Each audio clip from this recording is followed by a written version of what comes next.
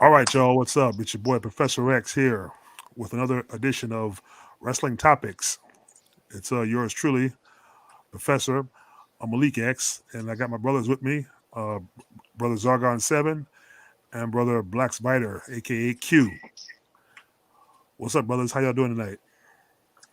Blessed.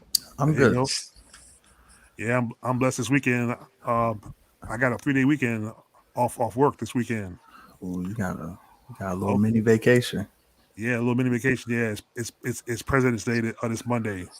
But anyway, enough about that. That being said, let's Forgot get about into that. these let's get into some of the wrestling topics here. And the biggest one we'll start off with is Cody Rhodes and his lovely wife, Brandi, leaving AEW. And we're talking, this is the guy who founded AEW. Him and Kenny Omega and the Young Bucks, and he was the executive, I think, vice president, while Brandi was employed as a chief branding officer. So, and now they're leaving apparently to go back to WWE. Why? I don't know because doesn't make any sense. But of course, I got some article, I got some information up here where at one point he issued a statement. I have loved my time at AEW. Amazing locker room, amazing fans, amazing people. The revolution was indeed televised, and I've been incredibly lucky to be part of that. First, I want to thank Tony Khan. He's taken the baton and run with it, and it was an honor to work for him and to know him on a personal level. He's a beautiful soul. Obviously, need to thank my incredible wife and the mother of my baby girl, Brandi, for all of her love and support throughout this journey together and the amazing relationships she fostered with Culture City and the American Heart Association. Basically, yeah, he did a lot of uh, charity work. He th- he basically thanks Kenneth Omega, Chris Jericho, Chicken, whoever that is. We started the fire. I must thank Tim W, Keith M, Greg W, and the amazing production crew. Basically, he sends shout outs to everybody who helped him along all those years. So now I've heard different opinions. Some say this might be a work. If it is a work, I hope it's true. If it is a work, this is a genius. But all signs and all media point to it's for real. He's left the company, and Vince McMahon wants to give him a big push. So I guess Zargon, I'll start with you. What are your thoughts on it? It was shocking. It was because Cody was one of the founders. Basically, you can call him a founder father of AEW, and for him, like it's not one thing to leave AEW, but to say you're gonna go and pursue WWE, which I thought would be like the last thing that he would ever do, honestly. But sometimes money talks, and sometimes you gotta put your pride away. And if it's true, if it's really true, then I think it's a money issue thing. It's all about money and marketing and all that other stuff. If it's not, and he's just working us, man. Listen, you're right. It's genius because it's hard. It's hard to fool people nowadays. But also, this gives AEW credibility because a big star like Cody Rhodes possibly jumping ship, and you have all of us talking about it. It gives this puts a spotlight on AEW. It makes it to where AEW is bigger than what people thought it was. So I got to give him credit for that. Okay, Black Spider. What are your thoughts? Um, I guess this is part of that forbidden door being open, huh? but no, I forgot. It could be. but no, but man, this is where I'm one of the people that think it's a word, But shit, you may not be surprised. He may end up popping up in Saudi Arabia. You never know. Well, it'd be too soon for that. I mean, that's basically all the way on the other side of the world, literally. I don't think I know he's got money to travel, but he can't travel that fast. I doubt it. I mean, yeah, but I guess it's good possible, because he could be flying out to Saudi Arabia tonight. Who knows? It's anything is possible. So, oh, okay, now some of the business or the reasons why he left. One is he reportedly had a falling out with a Tony Khan, which was reported. Sources tell us that there was a fallout between Cody and Tony recently as Khan's visibility within the company grew. It's noted that there were lawyers involved, and Cody and Brandi officially split from AEW, of course, the previous day after weeks of talks. It is worth noting that the first person that Cody thanked in his statement was Tony Khan, of course. It says Khan also had nice things to say about Cody and Brandi in his statement. Cody and Brandi Rhodes were integral to the launch of All Elite Wrestling. Cody's ability, combined with his boldness and his passion for our industry and his love for the community outreach, helped AEW deliver on our mission to give fans what they needed for far too long, something new, innovative, and lasting. Brandi helped us shape the AEW story, and I appreciate how hard she fought for us both in the ring and out of the ring, competing in the women's division while advancing our efforts at inclusion and civic causes, including great partnerships with Culture City and the American Heart Association.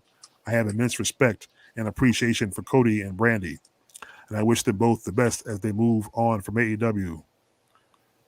Yeah, it says both Cody and Brandi announced their departure earlier that day. It says Cody's contract was up in early January, so he'd been appearing on TV without a contract. And also, it's noted right here, Cody and Brandi left WWE in 2016. They were one of the key people signed to AEW. Of course, they were key people because Cody basically helped found the company when the company was formed. While there were some harsh things said about WWE, all that seems to be behind them now, and Cody could be in a position to become a top name for Vince McMahon. Okay, now here's how I see it, and this is a pattern. And even his late father said this in his Hall of Fame induction speech.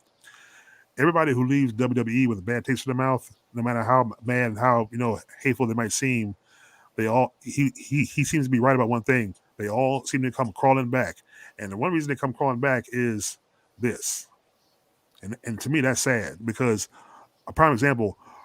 Road Dogg and Billy Gunn, because I had a copy of a TNA Genesis pay-per-view years ago, and then one day I was looking at the features and like the fans interaction convention thing, and you heard Road Dogg saying, leaving them to go to TNA is like getting your salvation. And I'll tell you, I'll never work for that son of a bitch again. That's what he said. But then look what happened years later. He came back to that son of a bitch and became a backstage a producer agent, thanks to his good buddy Triple H, who basically got him in a rehab program because he said he battled drugs and alcohol, so he got a job back with WWE up until now. So like I said, the falling out, yeah, and Cody did want more money. That's what it came down to.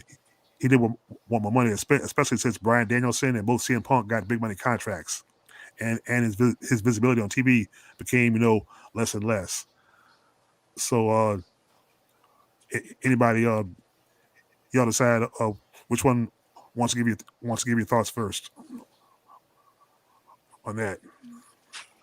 Yeah, anybody. Black Z, you want to go first? I'll go. Man, I'll go when first. you become okay, you go first. Okay, go ahead, Zargon. Okay. Well, as far as the money goes, Cody Rhodes isn't as big as Daniel Bryan and CM Punk or Bryan Danielson. He's not as big as them, so I mean that's already a losing battle. As far as him being on TV less and less and less, I just think the fans kind of grew tired of him. When he would be on TV, they would boo him and things like that, like "we don't want you" and all that other kind of stuff. So I don't know. I don't know really what to say. Anything else, other than what you said? It's a money issue. That's what I said. Whenever people are desperate, and they could talk all they want, but once that money starts drying up, they got to look at their options. But the only good thing is with Cody Rhodes and AEW, it sounds like there's no broken bridge. So it's a possibility that Cody Rhodes can return in the future. It's not like, him and Tony Khan, even though they had a falling out, it's not like they're spewing bad words about each other, like, oh, this sucks and that sucks and I hate you and da da da. So I don't think that bridge is broken. I just think that maybe Cody Rhodes does a temporary thing with WWE, get a decent amount of money and then leave, because that's what a lot of people seem to be doing. They go to WWE, stack up as much money as they can, and then they leave. So I can see that in Cody's future. Also, for Cody to be told that he's going to be a big star in WWE, I mean, come on, how many times have we heard this in WWE, that they've been promised the world and then all of a sudden they get there and it's nothing of what they expected? And the way things change on TV, it changed at a snap of a finger, everything changes. So I don't know if Cody and Brandi are ready for that type of stress again. Maybe because they've been away from WWE for some time. Maybe that, they've been able to clear their mind. Yes. Thank you. But I think it's the same thing like with Chris Jericho. Like, remember when Jericho used to leave and he would come back? It's just people get so stressed out being in that type of environment. And when they step away, they feel refreshed, rejuvenated, and things like that. And I mean, as far as the money talks, look at Mickie James. I love Mickie James. She's in my top 5, but the trash bag incident, and then she come crawling right back to WWE, even if it's for an appearance at a Royal Rumble. I mean, I was happy that she was able to come and she was able to wear, her belt, and she came out to her music, but still, all in all, it shows, WWE is still top dog regardless of, what people want to say. So hopefully, I wish, Cody and Brandi the best, because I actually like Cody. I've always liked Cody, especially dashing Cody Rhodes, which I still use as a punchline till this day. But hopefully, he can come in, he can make some noise, some buzz, and the fans just doesn't shit on him. That's what I hope. But, the way the fans are, they flip-flop, so you just never know. And shout out to my daughter. She want to be all up in the video. Yeah, shout out to the all up in the videos. Yeah, shout out to the Pivotal Black Queen. Come to death row. Yeah. All right, Black Z, your turn. What are your thoughts? Man, honestly, I don't know what he's going to be able to do on the main roster. Who he's going to feud with. I can't see him really feuding with anybody. I just can't see it. Yeah. And man, I'm honestly shocked. I'm still shocked. If he pops up on dirty television, I won't believe it until I see it. It may be one of those things. It's probably one of those things where he steps away for a while, gets rejuvenated, then probably come back. But I don't know. Rumors are, maybe reading too much into it. Maybe getting worked, but we don't even know it. Yeah, I understand that. Yeah, you're right. Yeah, I'll believe it until I see it. Like I said, if it's work, this is genius, because this is the biggest work, the most genius work I've ever seen, because he's created so much buzz with this. Because, like I said, especially after a few weeks ago on the show where he did that shoot, where he said, the forbidden door, and he was really sticking to it with that shoot, and you would think Vince wouldn't even would want it back after that, because he's basically like spit in their face, and now you're gonna go work for him. Like I said, it looks, and you're right, it looks too obvious. It's just too obvious. I want to send some shout outs to the chat. Shout out to Goat and Huggins, and shout out to my boy Shermalo Scott. What's going on? Oh, on a side note, Zargon, as far as Mickie James, I heard now Nick Khan apologized to her for the trash bag incident backstage after her appearance. Yeah, right. Okay, you should have did that in the damn first place. You don't say somebody should. But it's not even Nick Khan though, because you had other people saying the same thing too. I don't know how long has Nick Khan been there. I don't think he's been there for a long time, has he? I'm not even sure, because I'm just now hearing about this dude. Yeah, I don't even know who he is either. Like I say, he came out of nowhere, and see, he's the one with all this power to fire. He's the one that's basically directly responsible for firing over 80 wrestlers in the last year. So everybody's got released. It was Nick Khan handing out the pink slips. And the funny thing is, Nick Khan is the same last name as Tony Khan. I wonder if they're related somehow. Probably. Kind of makes you wonder. Probably a distant cousin. If AEW and WWE are in cahoots, to create buzz for the wrestling business again. So, but hey, that could be the forbidden door, man. Yeah. Forbidden door my ass, but You could be right too. I mean, but Black Z, here's your other side of the coin. Here's one link I got right here. Cody Rhodes has not signed yet with the WWE. AEW return is still possible. Mm-hmm. Okay. And Go plus, if ahead. if he does go over there, he'd be like the first, to depart from AEW to go over there. But what if they just sign him just to make an example out of him? Oh, you want to talk shit on us for the last 2-3 years? That's We're a gonna good bury point. the fuck out of you. That's a good point because he may promise him the world and all this stuff and want to give him a push because he's been out there doing this and see that's how it looks. It's like okay, he's been out there proving himself. He's built his own company, became his own boss. Now, if you're your own boss now, why would you go back to the slave plantation of WWE? You know what I mean? So but I've heard what what he's going to sign for is apparently 3 years for 6 something point million. That's more than what Tony Khan didn't want to pay him. But Because then I've heard Tony Khan doesn't look at him in that way. He doesn't look at him as that type of star. that's I true. mean, and then he said what he would never challenge for the major title like the AEW championship or being the AEW championship That was match. in his contract when he fought. Damn, who he fought? Kenny. I think was it Kenny? It might have been. It was Kenny or Jericho. Somebody. Well, he fought somebody where he couldn't, challenge for the AEW World Title. Yeah, so that also hurts your marketability as well. I mean, even when Cody was in WWE, there was a lot of us that wanted Cody to, go up there, especially when he had the whole Phantom Mask thing. But WWE didn't pull a trigger, so I think that kind of hurt him in the long run. True, yeah, and Stardust also definitely didn't do us no favors. but also Stardust didn't do him any favors either. We're not even gonna talk about Stardust. I'm gonna leave that alone. Yeah. I'm gonna leave that whole situation alone because I like the face paint and all that stuff, but like the way he looked in it, but it was just too goofy for me. So weird. That's the multiverse. Yeah, That's the multiverse. The multiverse. Yeah, that was a good trailer anyway. In an alternate universe, Stardust is going far, but other than that, right? In this universe, nah, it just wasn't it. Yeah, like I said, it was So, also let's switch gears here now to his lovely wife, Brandi Rhodes, who some say were popular backstage. Nyla Rose defended her in a tweet saying, but backstage, I think production wise, and even other wrestlers who I guess were not on the card much, it's like this. Everybody's quiet. Everybody has been quietly celebrating Brandi Rhodes' release because one of the discussions is, let's see, hold on. Yeah.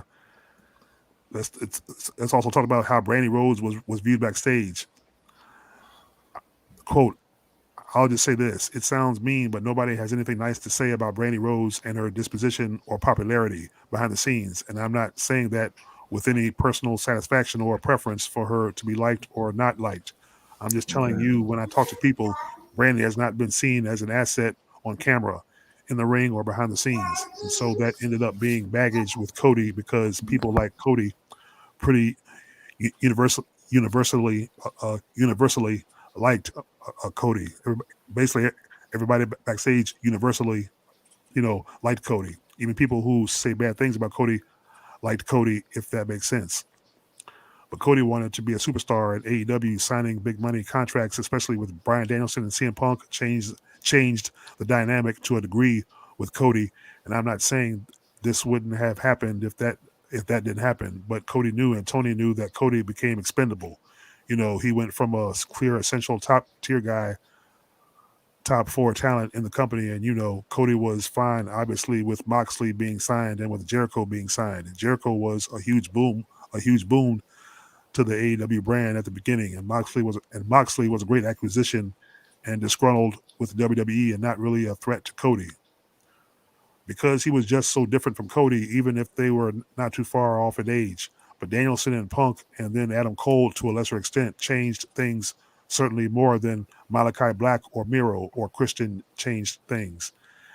And it did give Tony a sense of, I have enough top guys and then young guys on the rise. But that it took some leverage away from Cody in terms of you need me, pay me, and there's only so much salary cap room that Tony has to spread around. And he had the good fortune to have Punk and Bryan Danielson and Adam Cole become available to him, but they were expensive. Yeah, I bet they were. The top guys in WCW had the clause in their contract that if anyone got paid more than them, their contracts would go up to match it. And they knew politically that if you're not the top paid person, you by definition lose leverage with the boss, with the network, and with your coworkers, your peers. And Cody was no longer a top paid guy. And my understanding is he wanted to be, and to a degree, that just wasn't seen by Tony as what he was worth to him in the current landscape. But it's complicated, and there's not a single factor that plays into this because Cody might have been worth it if he weren't getting booed and he wasn't the subject of ridicule online and in buildings, and frankly, behind the scenes in various ways. Okay, so also Cody has always had some issues. There's been wrestlers who have had issues with Cody even early on, but over time, Cody pulled himself more away, like he got a really expensive bus and was driving that only to like Florida shows. Okay, so there you go, right there. In some ways, excuse me, since he became his own boss and wanted to be, the bigger man and rules on Kingdom, he technically kind of became Vince McMahon, Triple H, in a way, like, you know what I mean? Like I said, his own boss, your ego, you want the money. So I guess in a way, it's a pattern. So like, Zargon, what are your thoughts on that? It's not shocking. Once a person has power, regardless of what it is, either they can control it or it's going to go to their head. It's only two directions you can go. There's no like in the middle. And Cody, for him, he probably got caught up in it, and then also he found himself to be what do they call it? A small fish in a big pond. Basically, when AEW started signing all these other wrestlers, Cody Rhodes' value started getting smaller and smaller, getting lower and lower. So when that happens and Cody is looking around like, okay, I see a bunch of guys, who are bigger than me. What can I do? I can't use any kind of leverage against, AEW, because they could be like, okay, Cody, you can be replaced by this person, that person, that person. They can start pointing fingers, kind of the Vince McMahon mentality. So I think probably Cody saw the writing on the wall and just probably left before, the relationship got too bad. And let's face it, as Tony Khan, I mean, he's a fanboy. He's a fanatic. I know I get heat. I get in trouble. Everybody gets on me when I say that, but Tony Khan's a fanboy with the company. It is what it is. I don't begrudge him. I don't hate him or anything like that.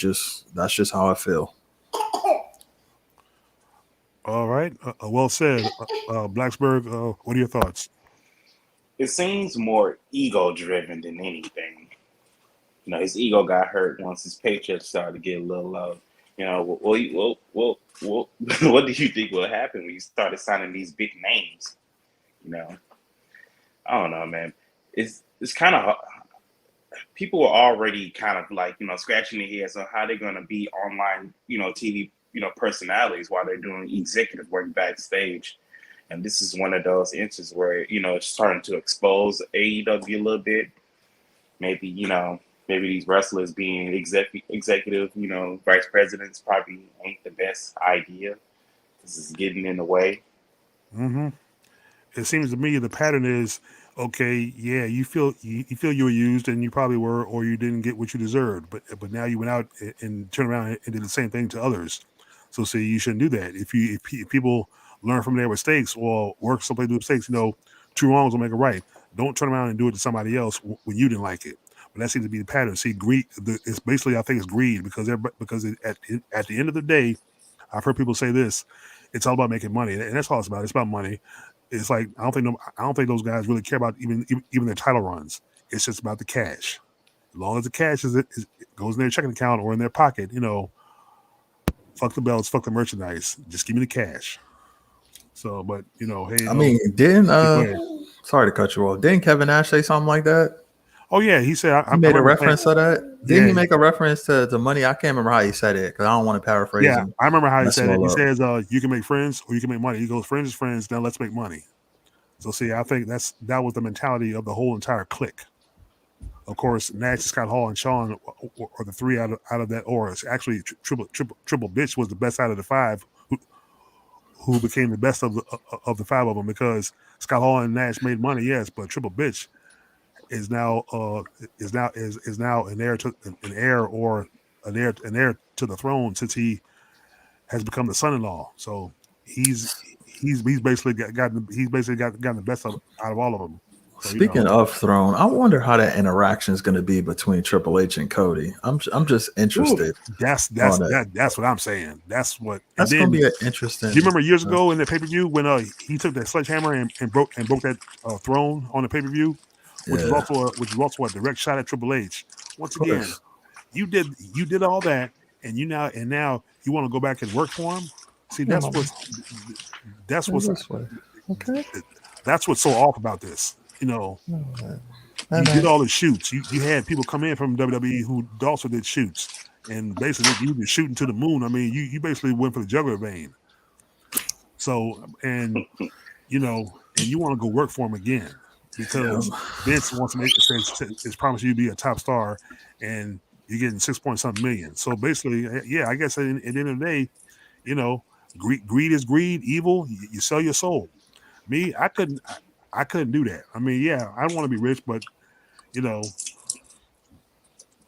that's I true, think Sherlock. people look. Yeah, Kevin Nash is old, but like I said, Kevin Nash was He's smart. right. Like I said, you can make friends, friends is friends, but let's make money. Yeah, that's how I phrase it. I remember him saying that in an article, in a shoot article on in a magazine where I read that. So that's how he To me, was. I mean, to Yeah, me, people are only as loyal as their options are. I mean, it's look at it from a sports team's aspect. You know the way basketball, football, people get all mad when players get traded or they leave or LeBron. whatever. It's the same thing. It's the same concept in wrestling. It's no different. When people start seeing that money, that ching ching, like I could make that instead of that. I mean, I can't be mad at people like, that want to put themselves in the best situation to make the most money. But sometimes, getting that money comes with sacrifices. And I think Cody Rhodes, kind of put himself like, okay, I'm going to make a lot of money, but I'm going to have to sacrifice this. Yeah, you go sacrifice your dignity, your conscience, your soul. Yeah, All the And the essentials fan that base make in you. AEW, they definitely gonna turn on him. of He pops course. up on television. Oh, of course, yeah. And the thing is, here's what I see happening. If he does pop up on Raw and SmackDown, the fans are going to chant AEW, AEW. And the thing is, Vince is going to have to edit that out because he's not going to like that, of course. So, speaking Yeah, go ahead. you do have those corny ass fans that do shit like that, which is really annoying, but it is what it is. I think it's funny because, if their fans are independent and they're putting money in Vince's pocket, they should be able to chant what they want. Oh, That's true. yeah. Oh, here's the other thing. Here's some of the facts on Brandi of why she's universally hated in AEW. It's right here. It's noted that while people publicly have thanked Cody for his work, this was not universal, and there were people that were happy about both Cody and Brandi being gone, and the hero treatment given to Cody by some is a great public story, but not the real story. This basically Okay. confirms what was reported earlier this week. It's been confirmed that Cody was not happy about losing power, and Brandi had her critics. In regards to Brandi, it was noted by one person that Dana Massey, Matt Jackson's wife, never got the credit for a lot of her work when it came to things involved with Brandi on the deal side. Uh, it's been said that a lot of talent were quietly celebrating, and that it wasn't all sadness that it was made out to be in public. One key person was said to be surprised at their departures, but said that the locker room reaction was positive. However, Cody did have supporters. It's been noted that Cody did a lot for community outreach and worked closely on that with Amanda Huber, and there was a lot of good that he did that has not been publicized. Cody was said to be the most hands-on backstage at shows, and some welcomed this while others didn't. Brandi had ideas for herself and the women that ended up not happening. There's a lot more, of course, covered elsewhere. So, and Cody says this in a tweet, says, despite his leaving, he says, I encourage you to still watch it. I was very lucky that my hard work led me to be the face, but I wasn't alone. Nick, Matt, Kenny, Chicken, Jericho, MJF, Hangman were all as well. Were as well. And all the new girls and guys putting in a shift now as well. Wrestling is thriving. So right there, he's leaving a positive message. So, like I said, but in the long run, Blacksburg, if this is a work, if it's a work, it's genius. It's genius. But I got a feeling, I'm leaning towards it's not. It could be either or. Like I said, if he shows up in Raw and SmackDown, but if he shows back up on Dynamite come next week, I say, boy, you had us going. But this also could be used as leverage, though, because a lot of talent been doing that. They'll use both companies against each other to try to pull leverage to get more money. You know what? On a side note, it's mentioned that this is something similar to what Brian Pillman did before he died. When he left, WCW and went to WWF, with the whole loose cannon gimmick and everything, that was leverage right there. Remember the feud with Steve Austin, and for him it worked for a while, But also on the Brandi situation, what I just read, what are your thoughts on that? See, if Brandi acts on night, of course, on camera, Brandi's very attractive, very, very attractive woman. Cody Rhodes, you are a lucky man. But if underneath all that, if she's a bitch, technically, yeah. So that makes her unattractive. So, but like I said, the woman that mentioned Dana Massey, if she had ideas for herself and ideas for the older women that didn't get, that didn't come to fruition, yeah, I kind of understand the resentment that the backstage area or the disappointment and discontent they have for her. That's justified. Like, what are your thoughts on that? Can that be pretty privilege? Sure, yeah. You do whatever you want. And like I say, I'll say what you want. I mean, let it rip. It can be a power thing with her too. I mean, she could be looked at, and I can't believe I'm making this comparison. Maybe she could be looked at in a Sable like capacity, where she's using her power backstage, rubbing people the wrong way and things like that, and getting her way. And she's not that talented. She looks good, but she's not that talented, and she went as far as she could go. I mean, I'm surprised she ain't put a championship on herself. Yeah, and the Sable comparison is 100% right on the money. Difference is, it's too bad she didn't post for Playboy, because I damn sure would have bought every issue that she posed in. Because I'm gonna tell you right now, I have all of Sable's Playboys. Oh yeah, also she ain't draw as much as Sable, so that kind of went against it too. Yeah, and of course, different skin tone as well. See, so I don't think that you know what I would say it don't matter, but I'm a little. Well, it matters. Like I said, see, Brandi doesn't have blonde hair and blue eyes. Just blonde hair and blue eyes is a brainwashed thing that's more attractive. But but you're right, yeah. And the thing is, see, AEW is in WWE, so see, if Brandi came up in the Sable area and had the same body at the same age at the time. And if she got popular in Sable, I mean, who knows? She could have been the first black WWE diva to be in Playboy. But, of course, she wasn't around then. She was probably still a child at the time. Shit, was she even around? Well, yeah. I don't know how old she is. Or she was a baby, though. I mean, I don't know when she was born, but she was probably at least a baby. I don't know. I mean, I was young around that time, so. Yeah. Watching shit I shouldn't have been at that age, but it is what it is. Hey, we all did, But, it is what it is. All right. Any final thoughts on Cody Rhodes and Brandi Rhodes? Well, I mean, personally, me, I wish him well. Cody, if it's a work, you're a genius. It's for real. Good luck up north, and watch the fuck out. Watch it back at all times. You think they'll come in as a power couple, or you think Cody and Brandi will be like seperated and kind of on their own? Reportedly, she's not signing. She's not signing. Yeah. Okay. Like I said, see, they have a daughter now. So what could do is he could work and make the money, and she could stay home. That's probably safer for her. But that's probably why though. Yeah, They but decided also to do I've it. heard, I wonder if he's still going Go to ahead. get royalties from AEW. He probably will. He probably will if they use material with his likeness. Yeah, he probably You think so? A royalties that early? Because I don't know how the royalty process works. I'm gonna be honest. I ain't think they would be getting that like so early if he were to leave. Yeah, that's true. That's true. No, all I gotta say is good luck and watch out, because I see this. It looks good on paper for him going, but when he gets there, it could go south real fast. Yeah. Now for her, even though you say she hadn't signed, I've heard she wants to wrestle. But so and like I said, Why? look, Why? because she wrestled before and she liked it. I guess Why? she probably enjoyed it.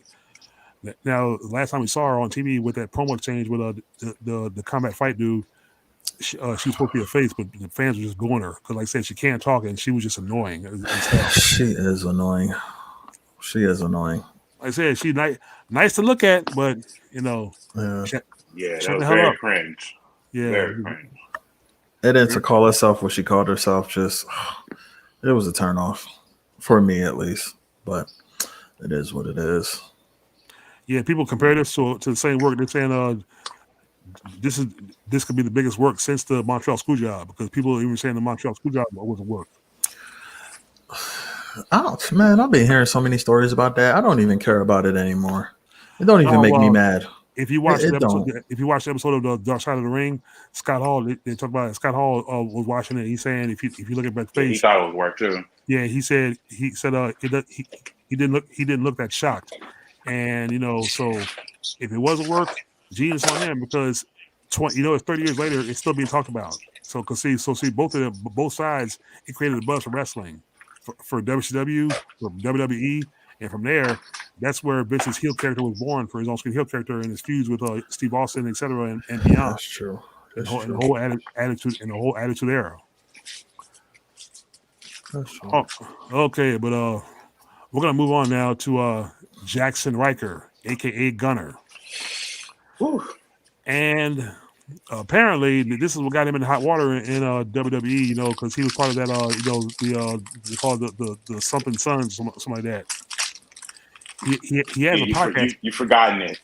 Yeah, I forgot. See, everybody's forgot it. The Forgotten Sons. The Forgotten Sons. Wow. I forgot the name of it. He says he is not a racist. Black Lives Matter is basically a terrorist group. Well, for one thing, Jaxson Ryker, you say you're not a racist, but that was a racist statement.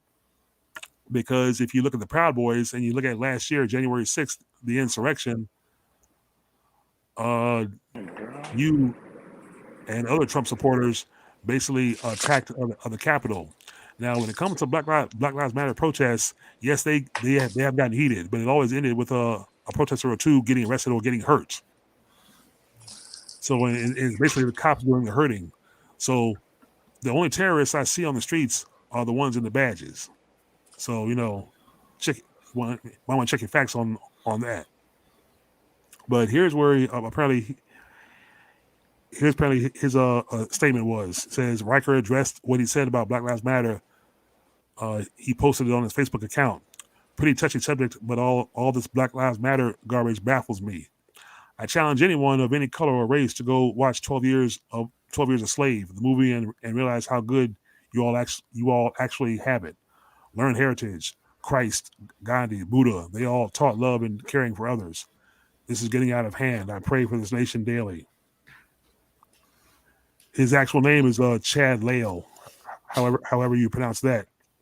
Says he addressed the statement above on his podcast. He said, so I guess what they attacked was the Black Lives Matter garbage. Now, you and I can go down a list of things if we want to talk for 2 hours of what that organization stands for. They stand for dismantling fathers, yes, dismantling families. Lale then had his co-host read BLM's mission statement from their website, and then he continued to explain what he said on Facebook. And that shit bothered me. Yeah. Well, when I looked on the thing, Jaxson is actually right as far as some of the stuff that they had on the BLM website. There was some things that I found very questionable. But I mean, I can't expect for somebody like Jaxson to relate to that, to relate to us. He's not us, so I can't expect for him to relate. But there are some things that were on the Black Lives Matter website that I took issue with myself. Um, I just think it's one of those situations where people are quick to point out flaws in other organizations rather than what's going on with something that they associate with. So I don't really get all caught up in, the All Lives Matter and the Black Lives Matter and the Cops Matter and all that other bullshit. Because I just look at it as all those organizations are a cult at the end of the day, and it's like, which faction are you going to choose? Okay, I mean, I'm gonna be my own person. I'm gonna think for myself. I'm gonna see what these people on each side are saying and see, okay, that makes sense. Okay, that's stupid. Make my own decision from what these organizations do. But I'm just not gonna sit there and align myself with the association and go around doing all crazy stuff. Because I think all of those organizations, they all do stupid shit. They all say stupid shit, but it's just the opposite side always tries to pull like who says it more rather than stop saying stupid shit. So that's my thoughts on that. I'm gonna keep it short. I'm not gonna go any longer. That's all I gotta say. Okay, Black Spider, what are your thoughts or opinions? You know what? I don't got too much thoughts on it. This guy dug himself in a hole, and now he's struggling to find work, and he just continue on this, this this Black Lives Matter, the terrorist organization stuff. Like, I try to really avoid all that to myself too, because it just You're gonna be arguing all day on it. You're gonna be arguing with too people on much it energy. all day. People even have it in their bios. It's too much for me. I try. I mean, like even on Twitter, like I see people just going back and forth. Like they will both have like BLM in their bios, and they'll just be going at each other. And it's just like you guys are crazy. Y'all need to chill for a second. I hear y'all, and that's cool. Yeah. Now, me as a black man, as a pro black man, and Zagon, you know how I think and how I feel, and this goes back to the Jordan Miles issue. Here's what I'm gonna say to Jaxson Ryker, and instead of going after Black Lives Matter, well, first of all, I'm gonna say this: BLM is basically a political group that was founded by two women, and who are actually lesbian spouses, a black woman and a white woman. And that's So that makes it a shut little up, sketchy right Zargon. there. I'm just telling you facts. So that's what people say. That's facts. I'll admit that. And like I said, see, even when I've heard about them, That's a bit of an I never issue for supported me. them, and they never really got attention on the map until the George Floyd thing. All of a sudden, their T-shirts started selling more. So see, it's all about so kind of in a way they profited off death. Marketing, Yeah. So see, I like don't any support them. other organization. Yeah, I don't support them for that. But but the problem I have for Jaxson Ryker is, well, here's what I'm gonna call him: Jaxson Cracker Cracker. Jackson. Yeah, Oh, there you go. That's oh, even better. Cracker Jaxson. I got a little retort from him. oh my God. Instead of talking about us being terrorists, why don't you look at your Proud Boys? And I'm pretty sure you probably taking pictures with some of them guys. Those That's are what I'm saying. terrorists because those So, guys were the same level as from the Nazi skinheads to the classic Ku Klux Klan. So so you much for know, the police mattering that well, that's on what I'm January saying. 6th. Yeah. So see, and the funny thing is, a lot of the cops just trade their white sheets for badges. So you got crackers and badges because you had a cracker kneeling on George Floyd. So Jaxson Ryker, and I will send this video to you. Think about that. See, that's where the retort is. But I'm pretty sure somebody like you is not gonna acknowledge that. Of And like course my boy, not. and like my boy says, brother Golden Huggan said, here's the thing: the white people came from us, came by the way of a black man from 150 years ago by the name of Yakub, who decided one day to do some crazy breeding experiments. Henceforth, we have the Caucasoids. Don't get canceled. I'm trying to get canceled. I'm just telling you the facts. And look, to my enemies who might see this, the facts are in the black keyword Black history books, which I do have. And trust me, I am reading them. And I just bought a few more books this past weekend, so I know what I'm talking about. So anyway, Mr. Moving Jack. on. Okay. Never mind. Oh, I thought you was gonna say something. No, I had some more articles on Jaxson Ryker, but basically it all points to the same thing. Oh, here it is. Let's talk about this for a second. Ryker says some WWE coworkers turned on him. Random people threatened to hurt his family and burn his house down over Donald Trump support. What? It said, it's right here. It says on the backlash he got shortly after his tweet about Trump. Leo said, "I'm sitting on my couch, and within a matter of minutes, I'm going to say 15 minutes, my phone starts just to blow up. I start to get random phone calls from random numbers. I'm like, what's going on?" And my wife goes, What's going on with your phone? I mean, literally, it's like the end of the world had happened. Within a matter of an hour or so, I'm getting death threats. I'm getting cell phone calls. If I can number the amount of voicemails that came over my phone from that time it happened for at least a good week, well over 100 voicemails and people threatening my family, my address within a matter of an hour or so was tweeted out. I'm not a fan of that shit. I'm not a fan of that sending threats and trying to hurt people's family. I'm never been a fan of that. I got you. I might not agree with what Jaxson is saying completely, but I'm just not the type to do that. Let them crazy folks think what they want to think. Shit. Exactly. That's true. Yeah. It goes on to say right here, my new address, people were saying they were going to come burn down my house. People said they were going to come murder my family. Dude, it was the most extreme thing I've ever been through. So to the point of the old Chad back in his 20s wanting to come out. You know what I mean? He says, I'm not going to ask for anybody to defend me. What I would say was folks that I worked with that I thought were my friends or thought were my companions were quick to turncoat. There were some tweets that went out from coworkers. Not going to name any names. Don't think it's important, but there was tweets that went out from coworkers that fueled the fire. I was like, what in the world? Like the majority of you guys know who I am as a person, and for you to do this to make this look like this tweet was some kind of racial hate speech, bigot, whatever you want to call it. That's what I call it. That's really what started to bother me. So yeah, man, I mean, my address was tweeted out and people threatening my family. It was ridiculous. I mean, people calling my phone, like I said, random numbers. So of course, it's 2022 and now it's very easy to access all this stuff. And I was just blown away. I was sitting here on my couch and my wife, once she found out the tweet, even she was like, there was something wrong with that tweet. Like, what is going on? So there you go. Now, like I said, I don't condone violence or, threatening anybody. But Jaxson, you got a taste of what we went through for hundreds of years. And actually worse because people didn't just threaten us. They came to our house and did burn down our house. They dragged us out of the house, burned our house down and hung us by the trees. So, you should consider yourself lucky. But if you're actually a racist and you really think you really think like you do or think like that, I'd keep it to yourself. And like I said, remember, you work for WWE. And here's the thing, guys. I don't think I've always said WWE is racist, especially since the Jordan Miles T-shirt.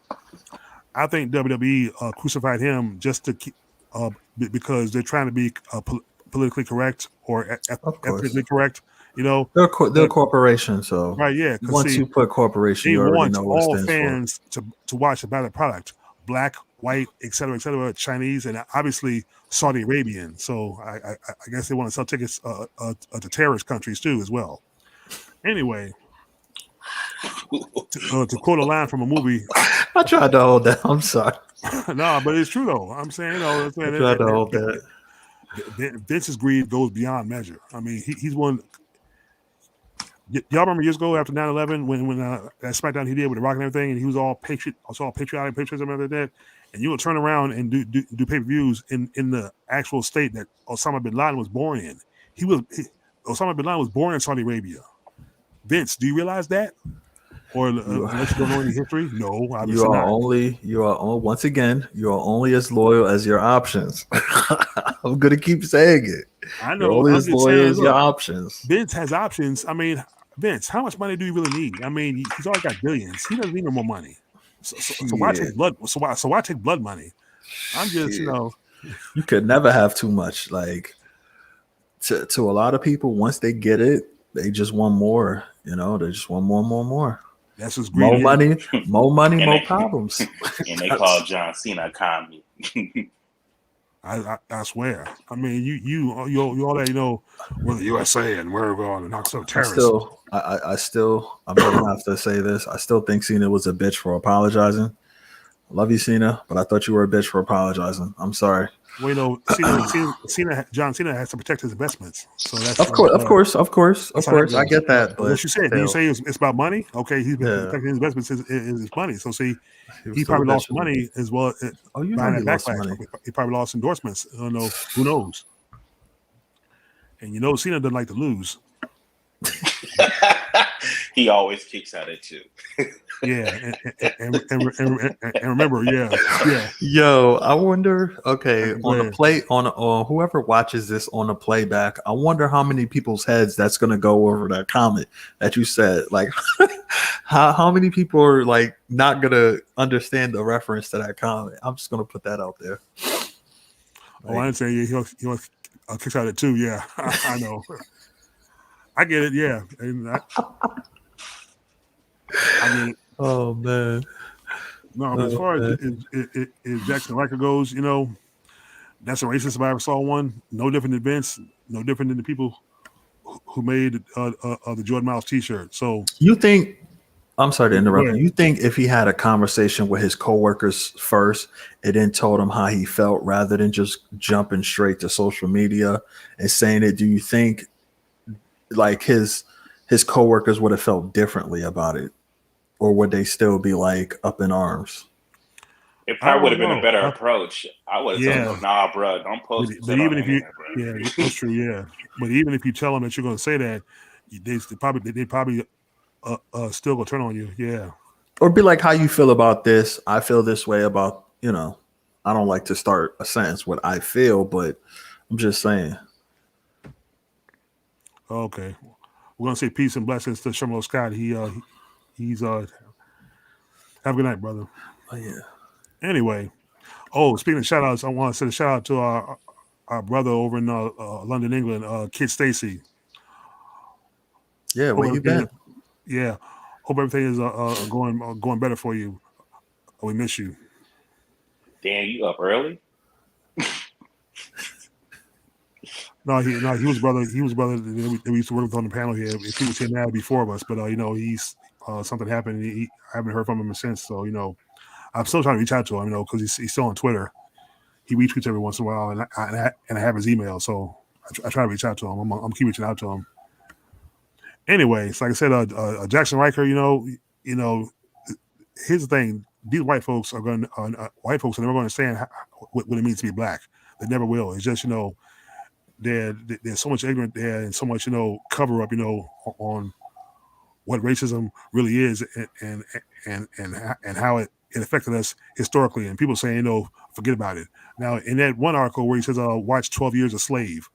Now Jaxson, how the hell are we supposed to go by a white produced, white made Hollywood movie, 12 Years a Slave, and saying how actually good we had how good we had it. We never had it good. All we did was work in the fields, work in the cotton fields, and when we didn't work, we got whipped to death by our slave. We got whipped to near death by our slave masters. Didn't have no good food, no good clothing, bleeding, and no medical attention. Half of us died, and even ones who escaped were hunted down and killed. And the ones who got lucky had to fight to get good education and make something of themselves. And a lot of them did, because you had the Underground Railroad, et cetera, et cetera. So how good did we actually have it? And the thing is, people told me there's things in the Bible that condone slavery. And here's something else I've learned also. He says he called himself, his podcast is called the Podcast of Faith, Wrestling with Faith. And he says he's a Christian. Here's the thing, Jaxson, that I have learned. Christianity is based on white supremacy. And that's just a stone cold hard fact when it comes to Christianity. Christianity has been proven to be a slave religion. So, and black folks like me and us, we ain't living like that. We ain't living like that no more. We learned better than that. We've woken up.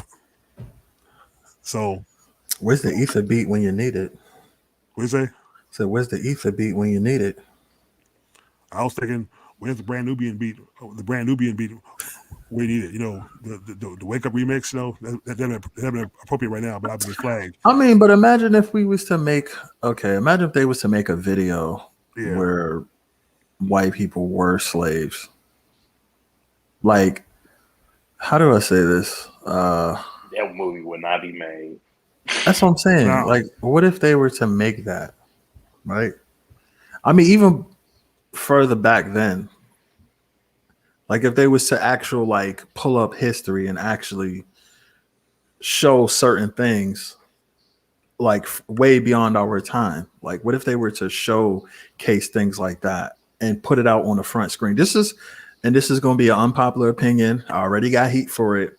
I said, see, this is why they should have a White History Month, an Asian History Month, all these other history months, so people can go in context in history and look at what other races of people had to go through instead of just us. Our shit is always put on the front floor. Our dirty laundry is always out there and nobody else's is. And that kind of irritates me. I'm gonna be honest, that irritates me. So if we only gonna put our dirty laundry out, we might as well put everybody else's shit out too. That's how I feel on it. I got you. Hey, Black Spider, what are your thoughts?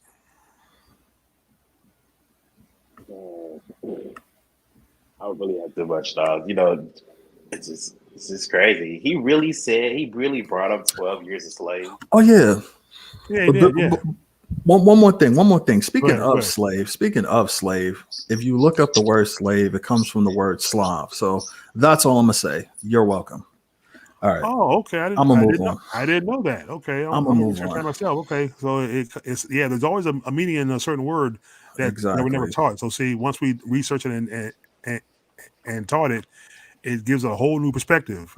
Exactly. But you see us, Argon, our enemies, the other side are not going to teach us that because they don't want us to know that. Of course. But I'll say this too: whites were slaves. But here's what I found out in my research: white slavery was a lot better than it was for us, because here's the thing: white slaves worked it as a job. They had the option to leave the plantation freely, or free will, and go elsewhere. We did not have that. We did not have that option. See, because we were chained and shackled. They were not. So there you go again.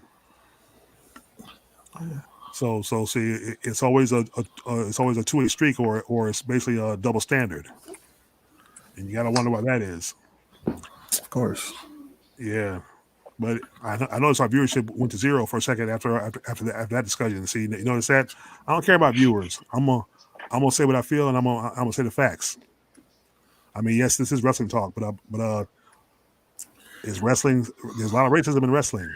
Get out your feelings. Yep. That's what I say. Get out your feelings. Okay. Well, we're going to move on now from Jaxson Ryker to Mr. Ken Anderson. We're going to talk about the Ken Anderson School of Wrestling. Mm-hmm. Apparently, he's been scamming his students out of his students out of money fees. Mm-hmm. I've been doing it for a while. I know. I did a video on this. Kind of disturbing. Well, not even kind of. Very disturbing. Very disgusting. Honestly, I'm like, really? When I remember when I first seen that, I seen that article. I did a video on it immediately. Like, how do you scam students out of money for years and then try to blame certain things? Like, bro, if you felt the school wasn't going to be there, you should have just gave the people their money back. But now you dodging calls, you and your girlfriend avoiding people and things like that. And I just feel like that's a scummy thing to do. Like, Give the people Yep. their money back. If you're not going to give them, if you're not going to teach them the wrestling and things like that, just give them their money back. Once you give them the money back, everything is clear, then you good. But when you don't do it, it looks bad on you. And then now people don't trust you. And once people don't trust you, your business goes down and it's downhill from there. Yep. Yeah. I have the article up now. It says a user claimed in a post on Sunday to be a student of the school and stated the school has been closed for quite some time now. It Yep. was alleged the students enrolled in the school for nearly 2 years have yet to receive any semblance of training, including remote homework like tape study, character development, or promos. The user also mentioned that the school's website was deactivated a while ago. The person claimed the former WWE Impact star has gone silent, and his only update every 2 to 3 months is that they're in talks with a realtor for a new facility, but no real progress comes out of it. Another user commented on the post by sharing his experiences with Anderson's school. This person claimed he signed up for a 30-minute free consultation only to show up to an empty warehouse at the time of the scheduled appointment. It's been reported that although some students are still hopeful that the school will reopen, one student has given up hope and pointed out how the reopening of the school has been postponed several times over the last 18 months since they paid for the program. He also uh, corroborated claims by users in the thread regarding Anderson School has yet to issue refunds. Yep. The student shared several reasons the school gave him regarding not receiving training, such as the outbreak of COVID-19, Delta variant, and lack of a building to train in. The student came to the decision about 6 months ago. The situation seemed super sketchy based on the lack of communication. Their communication with Anderson himself was very minimal and cited brief conversations via text messages. The student issued the following statement to the outlet. In no way am I making any claims on Ken's personal character, as I have had minimal contact with the man, but I believe his business practices and professionalism speaks for themselves. I'm personally not out to ruin anyone's career, but simply trying to hold others accountable for their actions, as well as preventing others from making the same mistakes I did. The money I'm out may not seem like a lot to some, but it was my entire savings as well as my dreams. At the end of the day, that's all I really want back. My dream is crushed, but hopefully I can get my money back. Now, at the time, Anderson didn't respond, but he finally issued a statement, I guess because of pressure from the media. And the statement he gave was basically a lot of horseshit. It says, that's all well and good, but give people the money back. You know, and the thing is, he started the school with Davari. He said he trained Molly Holly trained there, and others trained there. So since others train there, what's the problem now? I mean, I know there's COVID and everything, but see, what's the problem? See, this all sounds very, very strange. It's like, okay, I guess he's not working anywhere no more. He probably didn't graduate high school, and he probably has no real job qualifications. So I guess he's going to use the school system or the school thing now to make money without actually giving any ramifications for his students. Though, so like I said, I was a fan of his too, but now I lost respect for him too. That's why I say this to all young athletes wanting to get into that business of sports entertainment. Don't get an education and do something else. It's not worth it. WWE is not worth it, and going to these wrestling schools is not worth it, because if this is what you're going to get trying to become a star, it's not worth it. And the thing is, they posted his phone number. He posted his phone number on the thing. I had the instinct of texting it just out of shits and giggles, saying, "Oh, give me give me my goddamn money back," and see what kind of response I get. And I was gonna post it online myself. You know what I mean? I'm just saying, this shit, this industry, this shit it's gotten out of hand. I mean, for real, it's it's gotten out of hand. But like a Blacksburg, a Black Spider. What are your thoughts? First of all, it took them 3 years to find out that this man was scamming them out of money. I would have been sketched out the first 6 months. I'm not getting training within 6 months of me, giving you my money. I'm going to want my money back. It's just crazy. And damn, kind of lost respect for that man. It's just crazy, man. You know, that's how you deter people away from the business. If you want to open a school and keep the wrestling business booming and going for the next generation for years to come, you just got to do right. This deters people from going to wrestling school. This is it's one of people's biggest fears, getting scammed out their money just to accomplish their dreams. And see, that's why a lot of people don't want to go to wrestling schools or anything like that, because it's like, I'm putting my livelihood into this, not only my health, my well-being. I'm financially putting finances into this, and then for you to scam me,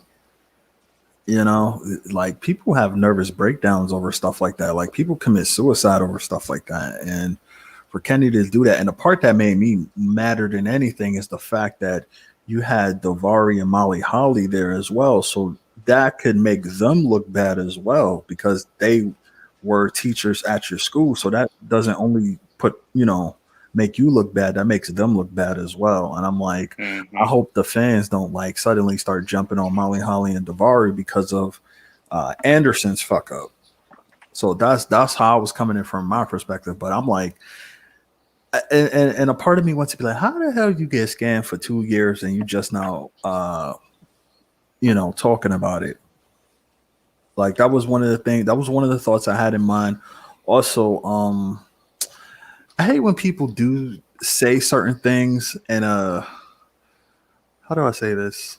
I don't want to say in a condescending, like, undercover type way, instead of saying, I don't want to cause any trouble, but I'm going to say this that will cause trouble. I don't like that. Like if you're gonna say something, accuse somebody of doing something, stand on it.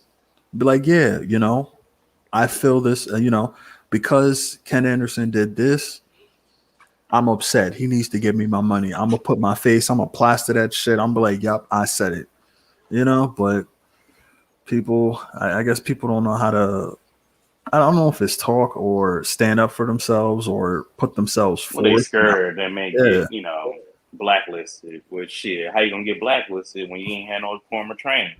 Thank you. who knows you? Who knows you? Bruh. So fuck feelings, bruh. Shit, somebody scammed me out of $1,500. Hey, bruh, this motherfucker scammed me out of $1,500 for wrestling training. I get mad when I lose $5, $1. I get mad, bruh. Can you imagine that much? And a lot of people say, "Oh, that's not a lot of money," and things like that. With how you value money is different than how other people value money. So that's why I never get into that. Oh, it's only this. It's nah. It doesn't matter. Like, you're taking from me. I don't care if you take $1 from me. That's $1 less of what I had before. So that's how I feel. How many of those people were parents? Exactly. And kids are expensive nowadays. Trust me. I know. Oh yeah, I know you do. I do. Let's welcome BJ Santana to the show. How do you guys feel about Asian rappers using the N-word and people like Tekashi 69 using the word? I don't like it. Hey, look, BJ, I don't know any Asian rappers. The ones I've seen on the movies are very whack. So there you go. I wouldn't listen to them anyway. So, but I don't believe anybody should be using the N-word. It's a negative derogatory word created by the enemy, to degrade us and sound condescending on us. Basically, black people have always been made to feel inferior to them. That's how that word has been used. So that's how I feel. So, and they still make money off that. For me, it's in context. Yeah. It's in context. Yeah, it's context. Yeah, it's in context how you use it. But the majority of context of how it's used, as you know, historically, is by them. Go back to Africa. Because I mean, it's just. I mean, it's kind of sort of just saying black in a way. Yeah. I mean, it kind of is, but I mean, people use it all the time. That's why I said that word has become a universal word. See, this is one of the reasons I'm upset about my previous channel being deleted, because I made a video on it and I said, is the N-word a universal word? Because everybody and their mama uses it. Nobody really gets upset and uptight about it anymore. I know, yeah, because I just believe black people have been brainwashed to believe that it's an okay word to use. Basically, that was done by the group NWA, which I do listen to because the music sounds good, but they figured as far as okay, they call us that word, let's use it, and That's what I'm saying. Let's yeah, change the meaning and the perspective of it. ends Mhm. with attitudes. What's But up, my they end? But they do that with a lot of words. I mean, Yeah, back then we wasn't calling women bad bitches. We weren't calling them bad. Like before, if you called somebody bad, it would be looked at in a derogatory bad way. But now we put bad bitches. It's all for me. It's all in the context of how you use it. Like if you say yeah, you stupid bitch, that's different than saying oh yeah. she's a bad bitch. So Or that's you why I don't. put it. That's why I Yeah, put the context thing in there. Like if people just saying it, that's what I say. Even in the video, I was like, I might look at you weird, like, bro, what is you doing? But I don't get all uptight about it. Now, if you say you stupid or you dumb, then yeah, I might knock your head off. But I mean, that's how I feel about it. It doesn't bother me. It doesn't. Let me say this: it doesn't bother me as much as it used to. that's true. Yeah, and people say oh you dumb bitch. Yeah, but anyway, that's how I feel about that. Thanks, BJ.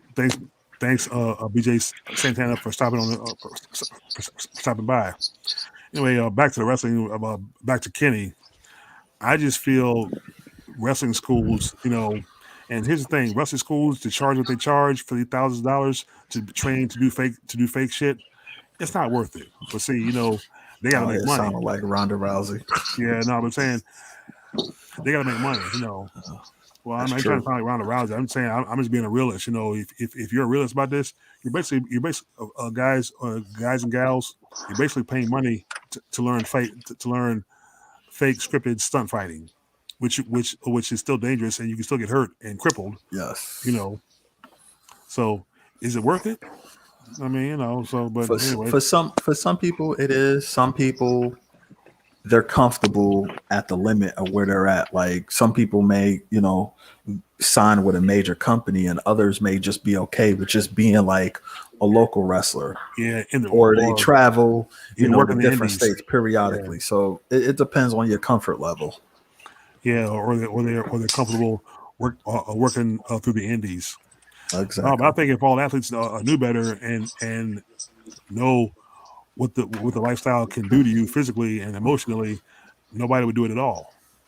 Just like going back to the N word that this guy asked about, if black people had the education, even if the guys who did the rap group NWA had the education, they wouldn't have used the N word in that capacity at all and say it's positive. No man, because there's no positive way to use that word. It's just all you did was use it and you made money off it. You know what I mean? It wasn't positive because it got worse. Even the honorable Minister Louis Farrakhan and Elijah Muhammad would tell you that we shouldn't call each other the N word. You know, that's why you never hear me say it. I always say brother. Now I say Some that's people, why I some call you brother. people, some people say it should be banned. Some people, they don't really care, Well, or it doesn't bother them. It yeah, just depends on who you are. yeah. The thing is, you can't ban it really, but That's what I'm saying. You yeah, can't. I'm saying no, you can't ban it as far as verbally saying it. But if we have the knowledge of self, if all of us had to educate self, we can ban it from our vocabulary and our minds. That's what I'm That's saying. true. So That's true. that's what Malcolm X would want. I have my He- moments. I yeah, won't lie. I Malcolm won't. I X won't and lie. I Martin have Luther my King. moments. It said Malcolm X, Martin Luther King, Elijah Muhammad, Farrakhan would all want us to ban that word from our minds. So see, if we did that, It's a that would habit. really put, I yeah. Go try ahead. not to. Oh, I think he froze. Yeah, he froze a little bit. Yeah. Hey, Black Spider, repeat what you said. Yeah, I got something flying over me. Okay. Hey, Black Spider, you still there? Yeah, he's frozen. Okay. I Just so definitely, you I know, definitely don't allow people in mixed company to say it. yeah. No, you're freezing up a little bit. I was trying to hear what you said. I think you were like breaking up a little bit. So you know.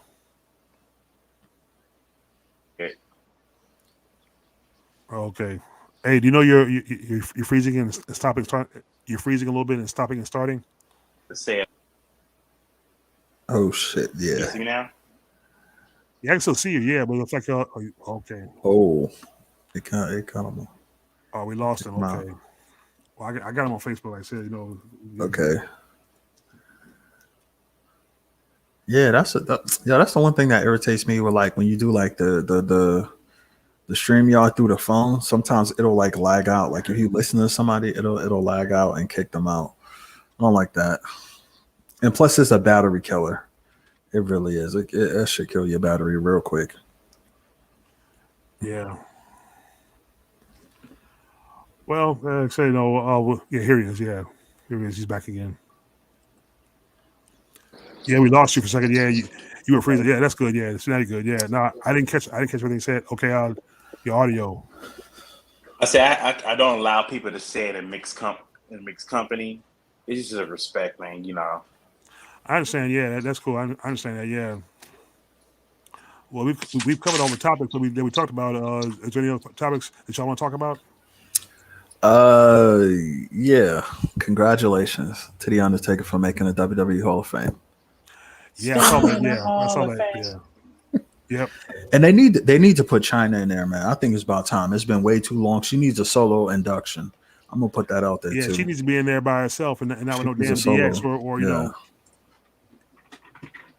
She needs her own induction. You can have her mom come there, whoever. I don't care. Just get it done. My thing is who goes in with the Undertaker, because this class has already got a high bar. Exactly. I don't know if you can put anybody else in there, and really, it's a fake Hall of Fame. So it really doesn't really mean shit. But I know. Damn.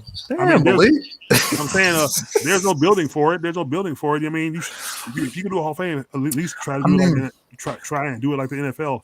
Have a building for it, pictures, bios, films. Speaking of the NFL, congrats to my boy Richard Seymour making a Hall of Fame. Former Patriot. Gonna put that out there. Congratulations to the LA Rams. Oh yeah, congrats to them for winning the Super Bowl. Oh, did y'all see The Rock out there introducing the teams? That was actually cool. Kind of actually, we said finally, The Rock has come. The Super Bowl has come back to Los Angeles. I'm like, okay, I see where this is going. The Rock in the Super Bowl. I mean, everybody was there. You had LeBron James there, Ben and familiar that arena, Rock. I mean, everybody was there. No, but that Hall of Fame, But as far as China goes, I think at this point, China's mother, who I think controls her estate, I don't think she really cares for Vince or that company or Hall of Fame, because I think to her, wrestling business killed China in a sense. I just think it's more for like the fans. It's like a fan gratification type thing, like a feel good moment, like how people feel about Owen Hart, and I'm gonna bring it up. I think it's just a feel good moment for the fans to finally see somebody that they liked, admired, or whatever, to finally get into the Hall of Fame. So I think it's one of those feel good. That's how I feel about it. It's one of those feel good moments for the fans. Yeah, Owen Hart's wife definitely doesn't want WWE. Oh no, she don't. She don't. But I'm just saying, it's a. But any other Hall of Fame, yeah. They're gonna start the Owen Hart Cup pretty soon. AEW. But don't they have the Wrestling Hall of Fame? I can't remember what it's called. Oh, Samoa Joe got inducted into the Ring of Honor Hall of Fame. Mm-hmm. I saw that on the link. Ring of Honor. Okay, I can't believe I'm saying this. I'm probably gonna get cursed out from fans. I apologize in advance. Ring of Honor has a Hall of Fame. Apparently so, yeah. Yes. So Samoa Joe is the first inductee. That's what I saw in the link. Yeah, I got to find a link for you if you want to see it. It's out there. It's like everybody's copying WWE now, trying to start their own Hall of Fame. Marketing. I remember when Impact did it. They was inducted. Right, yeah, one too, yeah, because they inducted Gail Kim in their Hall of Fame. And Gail Kim song recently. Yeah, rightfully so, and they deserve it. Real name Kia Stevens. And she deserves it. Very nice. Both of them, they deserve it. Even though Gail Kim do need to chill on the Twitter sometimes, she sees some WWE Wrestling Hall of Fame in Wichita, Texas. Oh wow! So that's what's up. If they have a Hall of Fame, people that put their product out there and made their product better and marketed it for a period of time, I think they deserve it. I mean, you are there to put asses in seats at the end of the day. Mhm. So I'm not upset. I'm not upset about it. Yeah. Oh, tonight on SmackDown recently, it was taped because you know the shows in Saudi Arabia tomorrow. They had a contract signing at the beginning of the show. I don't know if you guys saw it. Ronda Rousey and Naomi versus Sonya Deville and Charlotte Flair. There was a botched spot doing that. Apparently, Ronda Rousey or Charlotte Flair botched the spot where Ronda slams her on the table, and they had to refilm it. So apparently, if you watched it, you're supposed to be able to see the re-editing of the botched spot. How do you botch slamming someone's face on the table? I didn't see it. They showed it in a week in advance. I saw it tonight. I didn't see anything. I couldn't tell what was edited. It looked, but I mean, the way they did it, it did look like it was literally fake because If you slow it down, you'll probably be able to see it. That's what a lot of people do. They slow it down, and then you can see certain things, like certain edits and things like that. Yeah. No, what I saw was the way it happened. It looked like Ronda Rousey was about to bust out laughing, and Charlotte probably was about to bust out laughing too. That's how I saw it. Probably was. I mean, it's just you know. See, this is what Fox paid $1 billion for 5 years. So, that's Fox's fault. You can't blame WWE for that. That's Fox's dumbass fault for doing that. They knew WWE wasn't going to do anything, and they still signed him to a contract. I mean, no, it's entertainment. See, WWE has enough loyal of views to stay on the air, but the ratings will like fluctuate from high to low, and you know. But you know, I'm just thinking with all the releases and all everybody leaving and everything, they're fixing WWE. Somebody's fixing to buy WWE. They're going to sell. And the thing is, if they lose enough wrestlers, and like I said, even if you sign a Cody is going to be your savior. You know what I mean? I admit this. I like Cody Rhodes as an entertainer, as a wrestler too. He's good, but Cody is not what you call a main event top guy, and that's true. I just feel like you need more than one person to save an industry or to save a company. It's a oil machine that you gotta build up to keep things going. And the oil is getting bad and it's running out because because one night a couple weeks ago for the first time I watched a full show of NXT 2.0. There is nobody, and I mean nobody on that roster that's going to be a breakout star. That's going to become a star. Nobody. Nobody has it. There's no characters. I mean, you can have character. You can do a character all you want.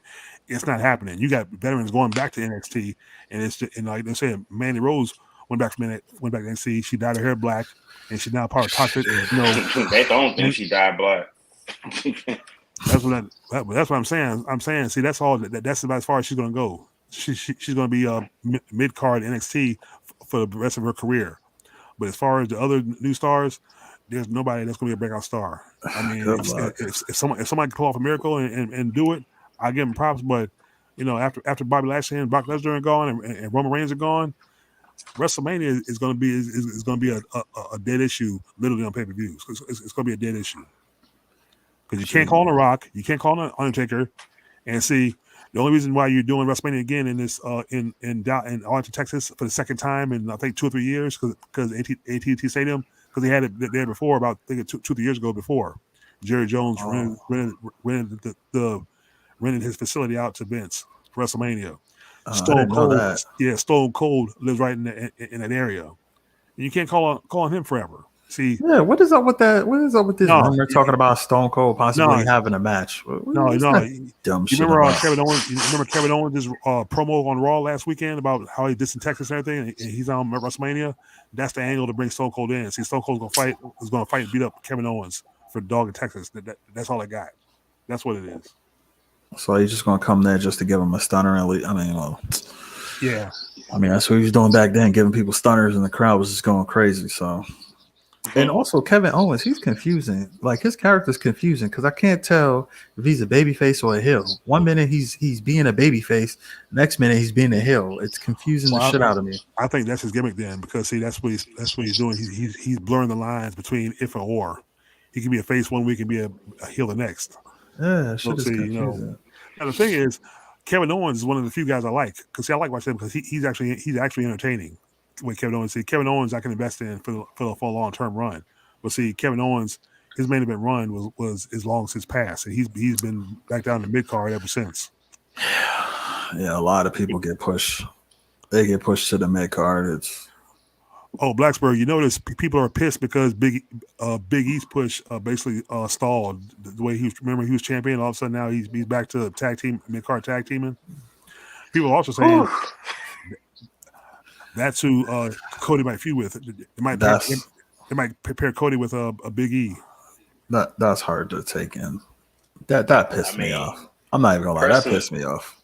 Personally, I didn't want Bobby losing anyway the first time. I didn't either. But I was like, you know what? It is what it is. I'm quite sure Bobby will get it back in the near future. Always had, in hopes. I'm like, no. Once Big E took the belt from Lashley, I'm like, I know Lashley will get back to this title. Big E, I'm not so sure if once they take this title off him, is he going to be able to get back to it? Yeah. And I'm like, I hope so. And then he was doing the whole vignettes and all that. He was out in public and the people love him. And I'm like, you got a top babyface right here. What are you doing? It's like they give people momentum and they just take it. This has been going on forever, really. Like they give people momentum and they take it away, and then they wonder why their product is the way that it is. It's embarrassing. Well, yeah, because Big E has a lot of support and backing from the wrestlers and people backstage alike. They're saying, his push should have been stalled or the belt taken from him like it was. But Vince McMahon is Vince McMahon. He's going to do what he's going to do. And once he saw that WrestleMania coming up, let's put all these part timers, other people like that. Let's put them in. Let's display them. Let's call on guys who are basically considered legends or not part timers. Let's call on Stone Old. I'm gonna call him Stone Old Steve Austin now. I'm saying that because that's all you got. That's all you really got. You got ultimate appearance. All you really got is Brock Lesnar, Roman Reigns, Bobby Lashley. Yeah, but use certain people like that as a special attraction. Don't put the championship on them. Why do you keep putting the championship on them? Because those guys can market and attract viewers. That's why they keep putting belts on them. See, Vince didn't see Big E having a belt for a long time as a top a marketable guy. That's why it took it off. And same thing for Kofi Kingston. Kofi was very short lived. Which is why those guys need the championship even more. A guy like Brock Lesnar does not need a championship. A guy like Goldberg, who I call Mr. Gold in the Bank, because every time he appears, he ends up with a championship match just immediately. I don't know how the fuck that happens. Every time he comes back, he's in a championship match. Yeah, makes no sense to me. And he's in one tomorrow. Exactly. Gold in the Bank, man. Seriously, this shit's crazy. But I mean, Goldberg, even at this point in time in his career, he's still bigger than the championship. The fans still love him. He doesn't need it. When you have a guy like a Kofi and a Big E, those guys need the championship right now. They need it. They're not they were kind of a little above the championship, more the tag team championships at the time, but because they were kind of made. Same thing with the Usos. Usos don't need the belts. They're above the belts, but I mean, WWE is going to do what they do. It is what it is. Yeah, Vince is basically old and senile, and he's getting more. It seems to be the richer he gets, the more senile he gets. So, and the scary thing is, he thinks there's nothing wrong with the product. So, see, that shows you how detached from reality he is. Well, I think when you become, rich or when you come as wealthy as Vince, you got to be a bit delusional. You got to be. You got to be delusional. Delusional isn't the word I would use. You don't think so? No, but I mean, he's beyond delusional. Like I said, he's rich. He's beyond delusional. I think his greed has made his delusion a bona fide. I mean, I didn't give it a level of. I didn't say delusion over 9,000. I just kind of put the word out there. Like I say delusion over 10,000 or over 20,000. That's how bad. That's how bad it is. See, Blacksburg agrees with me. He's nodding his head. That's why he agrees with me. Come on now. Hell, we can go even as far as delusion over 50,000.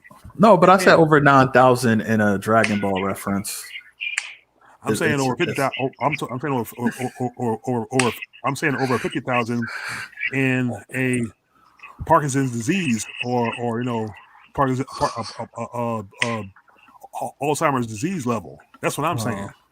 Hey, I mean he's up there in age, so I mean he's up there in age, so you never know. He up there in age. He could very well be.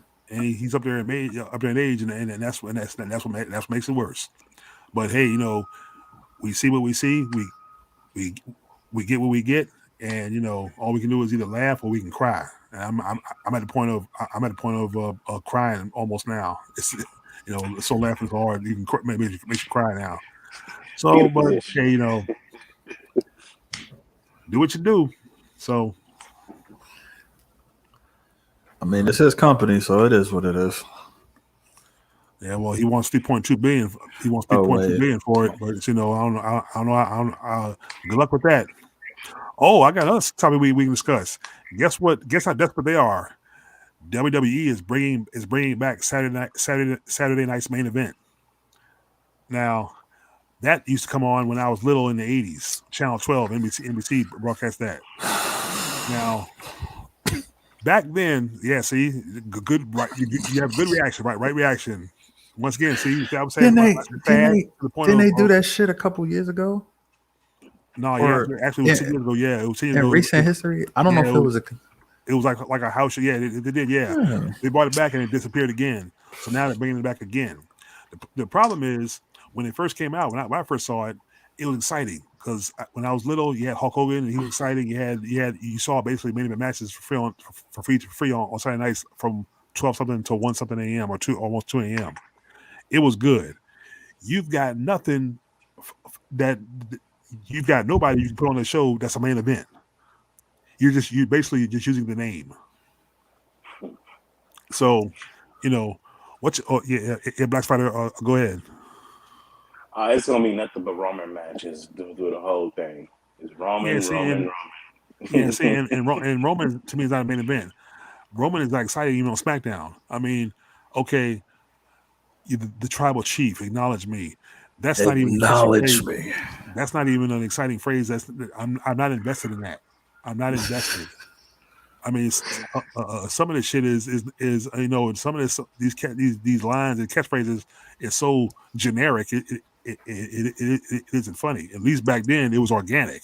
You could believe it. See, when Sting talked, you could believe in him. When Dusty Rhodes talked, you could believe in him. When Magnum TA talked, you could believe in them. When the Road Warriors talked, you damn sure could believe in them. Today there's nobody.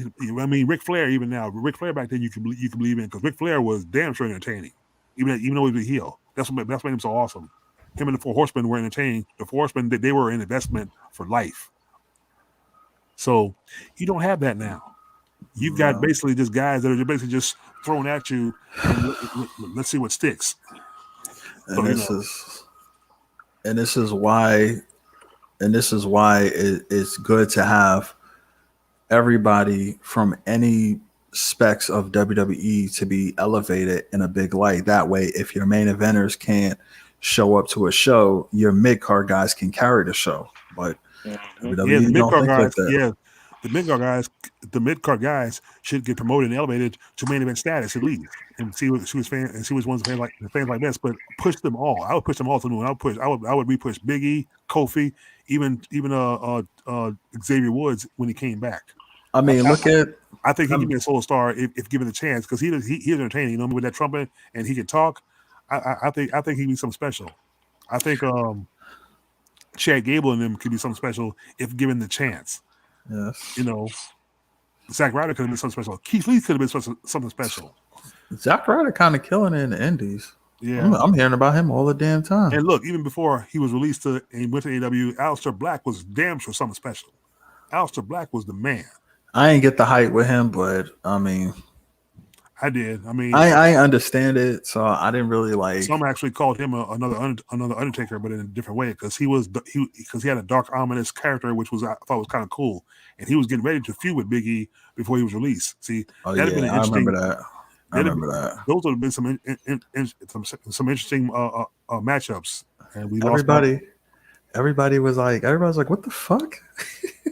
I thought he was supposed to have a match. Yeah, because isn't that when he screwed Big E out the match? Yeah, when he first debuted, then when he finally came out on SmackDown, yeah. And then he got released about a week later in the meeting. He got released. It's crazy. So, see, we'll never know what kind of good match they could have had because Vince didn't let it happen. Of course not. That's tragic. You know, well, WWE has become a tragic place to work in an afterthought, but that's just my opinion. Well, all right. Okay, we Black Spider is muted right now. Hope he's still there. But any more topics y'all want to go into or discuss? I'm trying to think of anything. I don't have anything in mind though. No, if you know what I'm saying, if you don't have any, I can close up shop. You know, because we can. I saw Black Spider yawning, so I figured, if he's tired, we can. Like I said, I just try to discuss the topics, and then we can move on and leave it at that. Hey, Black Spider, anything else you want to discuss? Any topics that you know of that you want to discuss? It's almost midnight over here, so. Yeah, it's 11:55. Yeah. Oh, I can say one quick side note.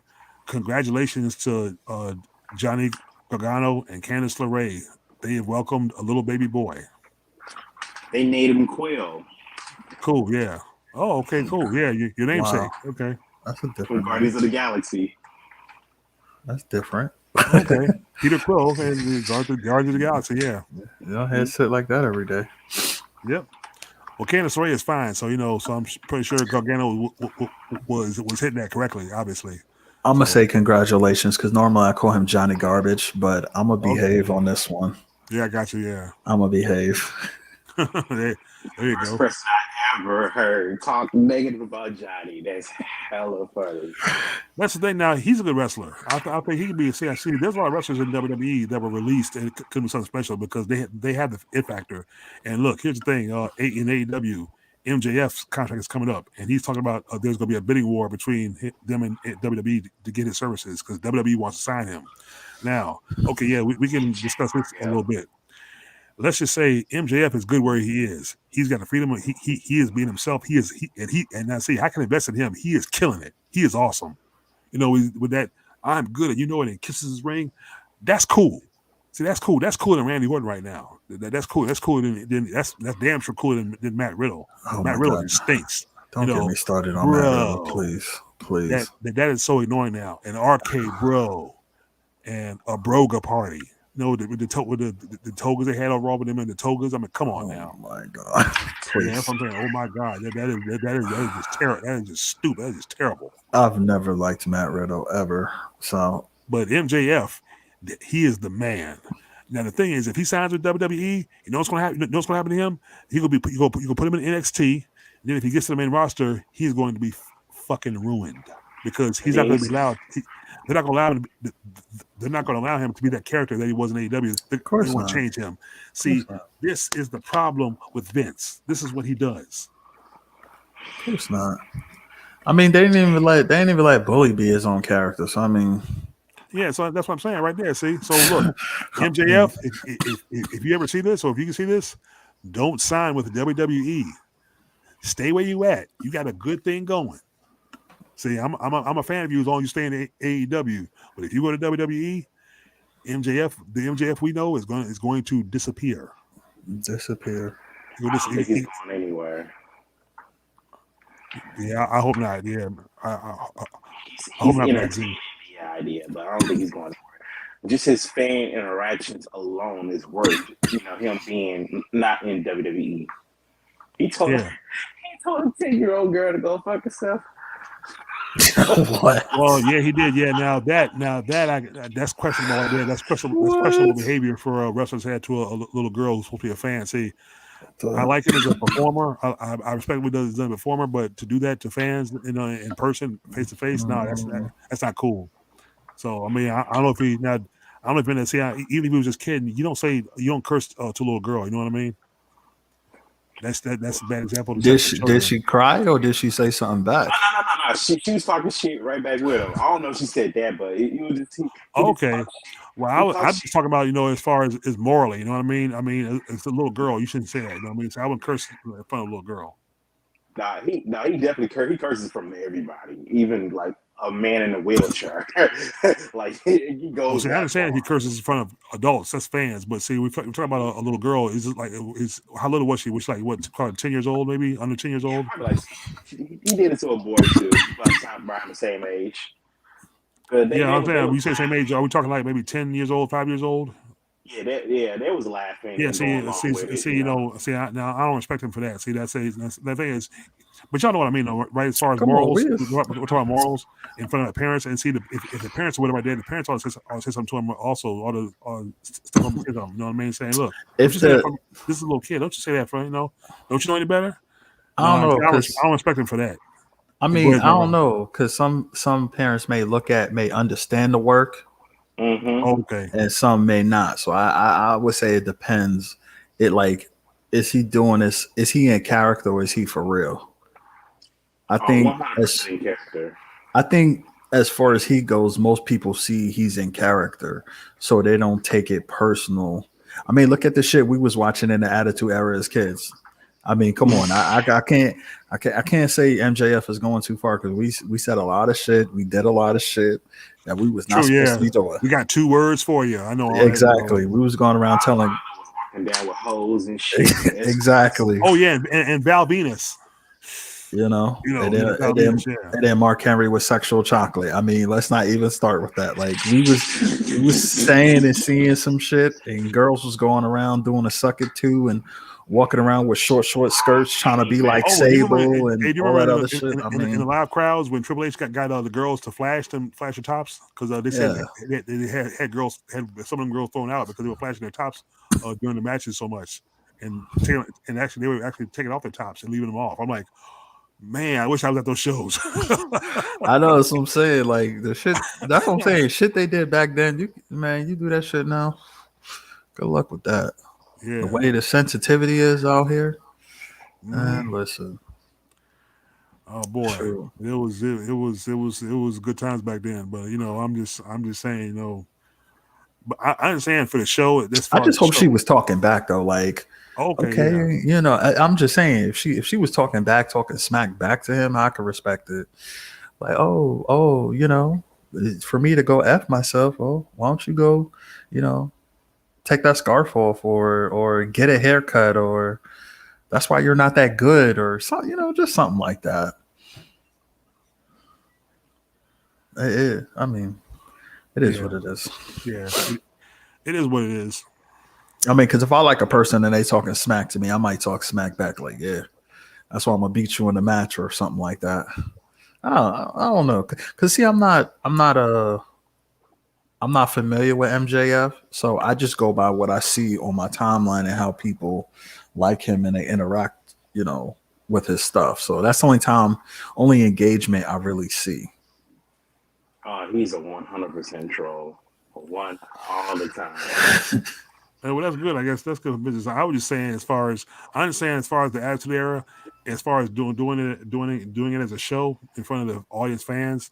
I'm just talking about it as far as a one-on-one with a little kid. I just figured that's going too far with it. I mean, I know you're doing character, but there's a time and a moment and a place for your character. If you're in front of a little kid, I would just try to have some decorum and show a little more respect, and not use profanity. But okay, if she was okay with it and she took it in personally, hey, cool. It is what it is. And those are the fan interactions you will always remember as growing up. That's true, but thing is, what if that little girl goes to school and thinks it's okay to curse and see it could get her in trouble? So, like we weren't. I know. If you want me to go up to the chalkboard, and answer this question, give me a hell yeah. Like we wasn't saying shit like that. No, I don't want the little girl to go up to the chalkboard. Bro, we was saying all types of shit like that. I'm not even gonna lie. What if that little girl were to say, if the teacher would ask her to do something and she says, "Go F yourself," because he said it to her. Think about that. I'm just, Don't want the little girl to go home and get a spanking. Might not. I mean, or get suspended from school. Now suspended is different. Yeah, it is a suspension waiting to happen. Yeah, or detention waiting. But anyway, I'm just because we used to say a lot of shit. I mean, I never said nothing. I wasn't taught that because, like I said, I remember when I was in school. One time I was tricked into using the middle finger, and I got in trouble. So students used to be doing that to the teacher. You want to answer? No, it's what I think about your question. And start sticking up things. Like kids used to be wild back then. We used to be wild, doing crazy shit. Chicks getting 3D'd, getting stunnered, getting rock bottoms,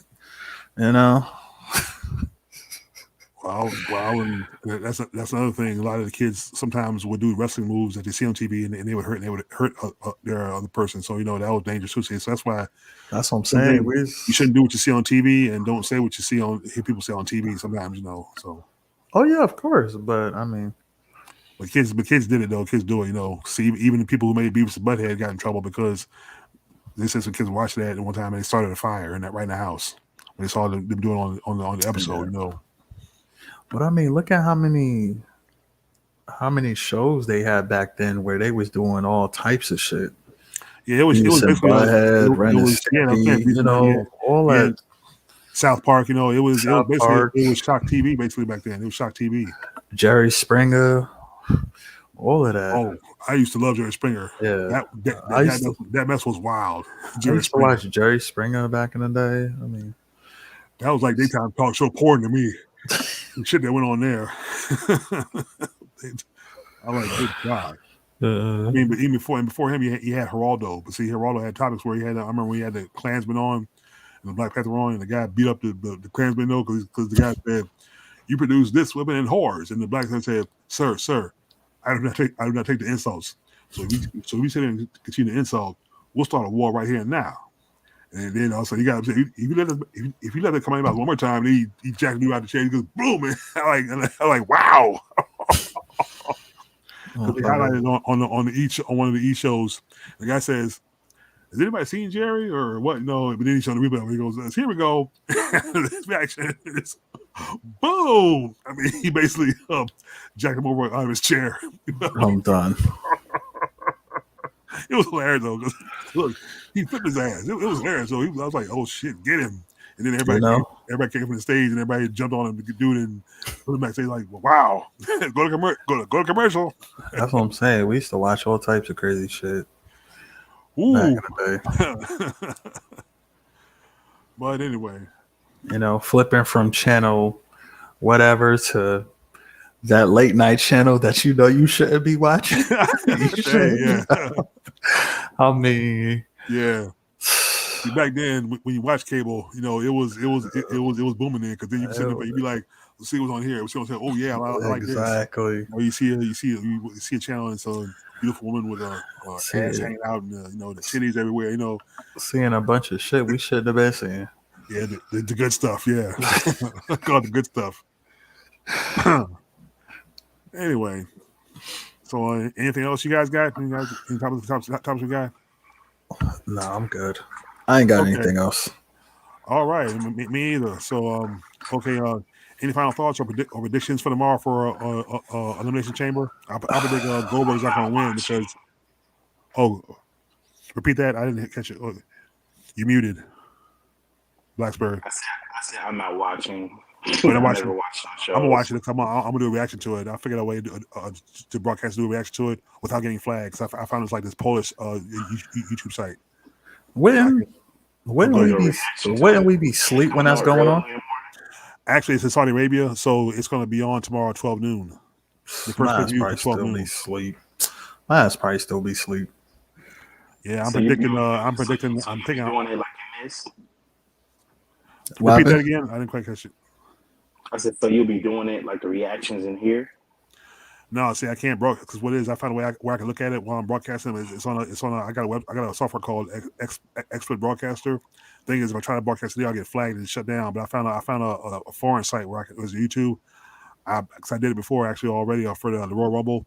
I can broadcast the whole thing without getting flagged. What it is, I started a channel on a site called Utreon. I'm gonna put it on there with the intro on it, with the verbal intro on it. I'm gonna see if it'll get flagged. If it accepts, I'm gonna link y'all to it once I if I can link you to it on Facebook, or you can watch, and I'll be doing my own commentary, and that kind of thing. My ass gonna be knocked out. That's all right. I'll link you to it once it's finished. But I think Alexa Bliss is gonna win the women's chamber because she's the prescribed guest. Yeah, that's I'm either her or Rhea Ripley. I can't see Bianca and them getting pushed to win it. She's back. Yeah, she's back. Yeah, and she's not the Bray Wyatt spinoff no more either. Thank God. Okay. Yeah, they were doing segments on her being in therapy, and aside from that, she's like supposed to be all cured and shit. So that's all done. I think I think Ronda Rousey and Naomi are going to win because it's Ronda Rousey. You know what I mean? They're going to win that match. Oh, the stipulation is Ronda's going to wrestle with one arm tied behind her back. That'll be fun to watch. Anyway, I think let's see. Yeah, Bobby Lashley's is in the chamber. Yeah, I think Brock is going to win that chamber match. I think either him or Bobby Lashley. I don't know which one. I think. Man, Bobby better retain. They better not take the belt off of him, man. You never know. It's been a good ride, Bobby. I thank God that I got to see a black man crowned as champion when they came here for the Royal Rumble, but I know it's a wrap. It's a wrap. Because nobody wants to see title for title. Nobody wants to see that. I don't want to see that. I really don't. I don't know why people keep trying to push this title versus title narrative. It was garbage from the get-go. It was garbage when John Cena and Randy Orton. He said title for title. Oh, go ahead. Sorry, go ahead, Blacksburg. No, that's it was. Oh, sorry. It was garbage when John Cena and Randy Orton did it. Thank you. True, yeah. Didn't CM Punk and Cena do it too? I think so. I don't remember. Now. That was the same title, but Cena was the champion. Okay. What I heard was the angle was when Brock said he wants title. I think they're trying to unify it, or they want to unify it, or somebody wants to unify it. That's the angle to unify it. It's title. That means the person wins gets both titles, and they unify both titles. So you only have one belt this time. So I don't know. Anyway, that's going to kill opportunities, but yeah, it's their company. Y'all want to plug your channels or your social media accounts? Follow me, Zargon7, Twitter. Instagram, Zargon7. All right. What else? YouTube. Well, YouTube will be iZargon7, but I'll post, but I don't post as much as I used to. So you can ignore the YouTube, but I'm definitely on Twitter. I'm always on Twitter. I'm always talking shit. Yeah. Getting put in Twitter jail. I get put in Facebook jail more than I do Twitter jail, which is funny. I'm in Twitter. I'm actually in Facebook jail right now. So again. Boy, we got a lot in common. That's what I think that's why we get along so well. Because I get in Facebook jail myself. I've been in Facebook jail like 5 times now. I got it. Yeah, go yeah, because I'm always getting kicked out of Facebook groups. Always. Wow. I'm always getting kicked out of Facebook groups. Hold on. I don't know if y'all can see this. You see the red thing at the bottom? China, yeah. Oh, yeah. Account restricted. Always. Yeah, I know. Always. I know. I've been restricted on Twitter a couple of times. The only thing I could do is DM people. That's it. Okay. That's why I say it don't bother me. Black Spider, you want to plug anything? You want to plug your channel or Twitter or whatever? I just want to plug my Twitter right here. Yep. Okay. Yep. Okay. All right. Well, you can find me on here. I have also I'm on Professor X. That's my backup channel. Find me on Twitter at ETA Killers. Also, I'm on Facebook and I'm on Instagram now as Native Son. But I'll put the links in the description of after this video after we're clear. So for Brother Zargon 7 and for Brother Black Z, I want to say peace and blessings and have a good night and enjoy the Elimination Chamber if you can. Yeah, hopefully Lashley retains. Yeah. let's support the Black Champion. Let's support Bobby Lashley. And let's support the Almighty and help him change. Also, let's support and start a petition for a reunion of the Hurt Business. All right, y'all. Have a blessed night. And we All out. right. All right.